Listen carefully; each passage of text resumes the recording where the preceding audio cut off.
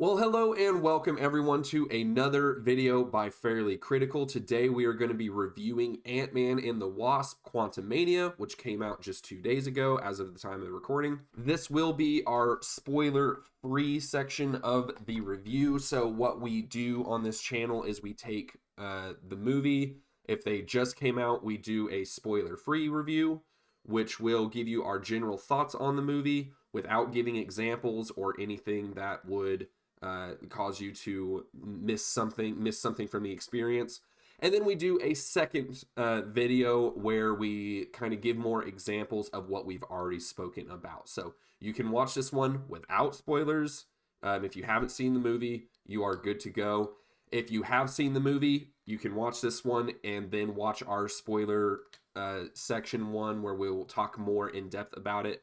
But this is where we will initially give our thoughts, so you'll need to watch this before you watch the spoiler one. But before we get going, I have a message for the woman that keeps shamelessly flirting with me in the comment sections of random videos. Enough. Stop calling me Jake. Stop calling me Pumpkin. I'm a married man. You're just embarrassing yourself. Enough.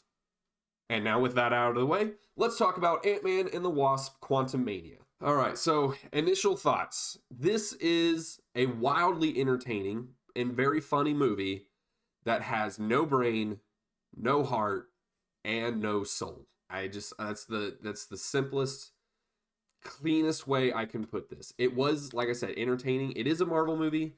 It's visually appealing. The fight scenes are fun, if not necessarily original.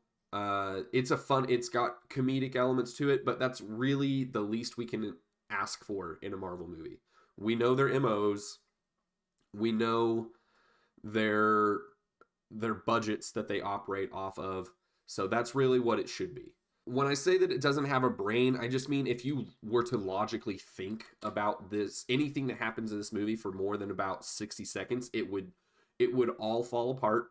Which is really not new to Ant-Man movies. Ant-Man movies have never been internally consistent. You know, they'll always set rules for themselves and then like one or two scenes later break those rules for the value of it being entertaining, for the value of the rule of cool. In the first one, you know, they said you shrink but you stay the same weight. And then in most of the fight scenes, you know, he's running across the barrel of a dude's handgun, and that guy is apparently very strong, because if a 200-pound man were running across my hand, I would not be able to hold my hand up straight. So they're never internally consistent. For a better example, remember when Hank in the first movie pulled his keychain up and there was a tank on it? If the weight stays the same, then Hank's just carrying around a 40-ton light tank on his keychain for however long. So these movies have never been internally consistent. It is difficult for me to be able to explain what I mean in this movie without giving examples. So we're just going to move past it. But it's not internally consistent. Logically, it doesn't work.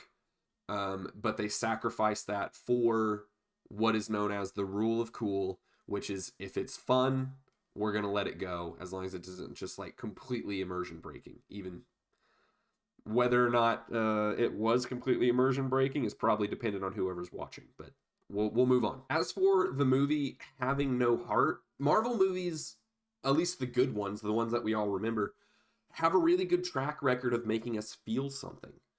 You know, when the characters are in danger, we feel like they feel like they're in danger. And when they want to have this heartfelt moment, the actors have always been able to convey that to us. And it's just, in this movie, I just felt numb. I never felt really anything in this movie. There are a handful of times you started to get a twinge, but they were very few and very far between. And most of them come from Jonathan Majors, who gave a fantastic performance as Kang. He really kind of conveyed this pain and this anguish that Kang has, and it's more mysterious than outright stated, and I really appreciate it. But unfortunately for him, he was opposite Paul Rudd most of the time. And while I love Paul Rudd, I don't think anyone hates Paul Rudd. Paul Rudd's not a great dramatic actor. You look at Paul Rudd and you think boyishly charming. Oh, look. It's like a little puppy, all happy and everything. Not world's greatest actor. No, at no point did I ever feel like Paul Rudd's character, like Scott, would ever feel like he was going to fail or ever felt scared.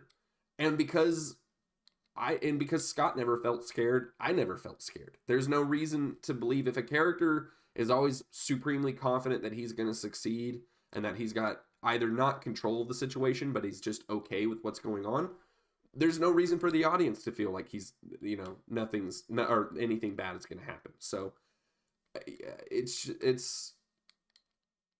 wasn't great. I mean, none of the Ant-Man films really do that though. So you can kind of look past it. I think what I felt bad for is Michael Douglas and Michelle Pfeiffer, both of who give very, they've got some serious acting chops. For decades they've been able to convey emotion and take on really deep dramatic roles. Michelle Pfeiffer even gave probably one of the best performances of her career in a superhero movie, in the second Batman film.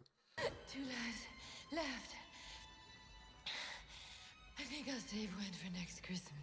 But they were really hampered by just overly cliche writing.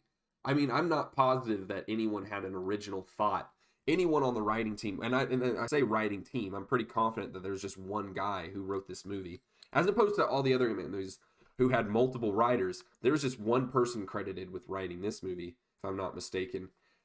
And you could feel it. It was just super cliche. There was nothing original about it. And it really hampered Pfeiffer and Douglas's performances, I think. And even worse is Evangeline Lilly. Not because Evangeline Lilly is a terrible actress. She's not. She was just regulated to a really,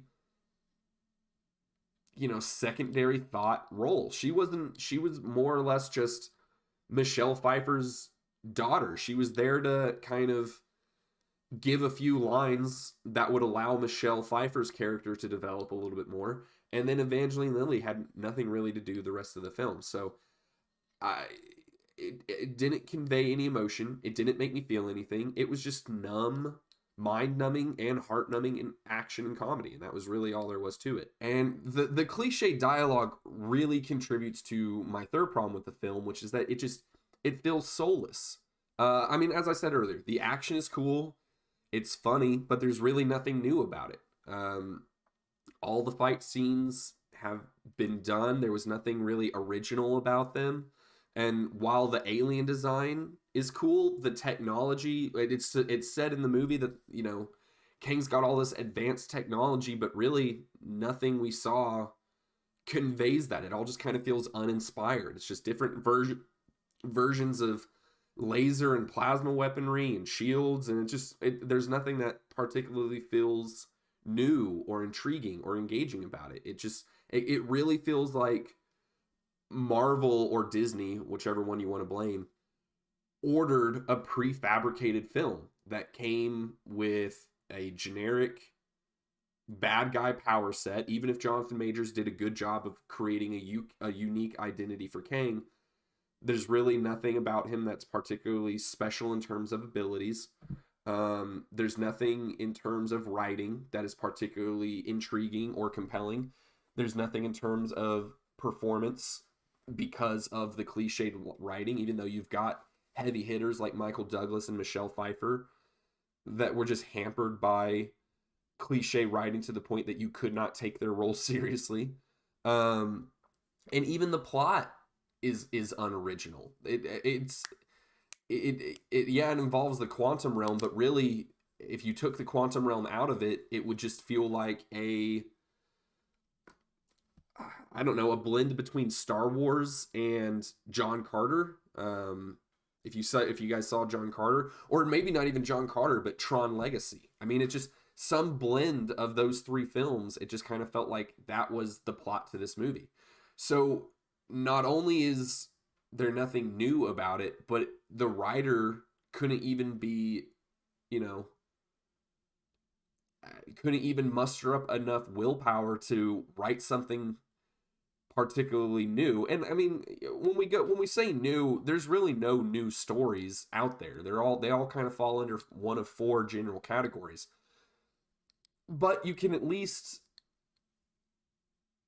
you can at least argue that new settings and the way characters portray it can give you kind of a sense of freshness, like, you know, like being underwater and coming up for fresh air. And you just didn't feel that with this movie. It just felt like a factory produced it, and a big movie studio paid a lot of money to bring it to life, and then they sent it out there because they felt like it would give them enough money. So it's unfortunate. It is still entertaining though. And for that reason, I do give it a 6.5 out of 10. Just because it was funny, it was visually appealing. The action scenes, if unoriginal, were cool. So if you're looking for an over-the-top action film for a date night or to take your kids to, this fits the bill. It does that. It does serve its purpose. If you were a Marvel fan and you were hoping that this movie would convince you that Marvel still knew how to produce a really quality film that got you to think or that got you to feel something, this isn't it. You're going to be disappointed. So go in there knowing that it's going to be fun, but ultimately it's going to be none. But that is it for our spoiler-free section. We will do the spoiler section, and I will release that video about 30 minutes after this one comes out. We will dive a little bit deeper into what I've said today and put some examples on. But if you guys have made it to this point and you liked this video, please put a like, or please like it to help us out in the algorithm. Subscribe to the channel if you haven't already, and I will see you in the spoiler-free section. Thank you very much.